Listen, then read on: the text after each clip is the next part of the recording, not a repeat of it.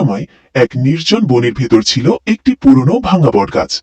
রাত নামলেই সেই গাছ থেকে ভেসে আসতো অদ্ভুত ডাক, না কাকের না পেঁচার, বরং যেন অদৃশ্য কারো ফিসফিসানি।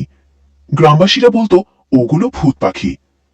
কথিত আছে বহু বছর আগে কয়েকটি পাখি ঝড়ে মারা গিয়েছিল, তাদের আত্মারা মুক্তি পায়নি, আর তারা রাতের আকাশে সাদা কুয়াশার মতো ভেসে বেড়ায়।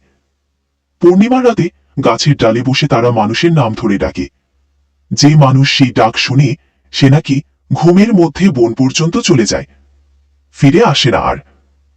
একদিন গ্রামের এক কিশোর নীল সাহস করে পূর্ণিমার রাতে বনে যায়। সে দেখে গাছের ডালে নীলাভ আলো জ্বলছে, আর অসংখ্য স্বচ্ছ পাখি ডানা মেলে উড়ছে। কিন্তু তারা তাকে ভয় দেখায়নি, বরং নীল তাদের গল্প শুনে বুঝল তাদের শুধু মুক্তি চাই। পরদিন সকালে নীল গাছের নিচে ফুল আর জল রেখে প্রার্থনা করল। সেই রাতের পর আর কখনো ভুতুড়ে ডাক শোনা যায়নি।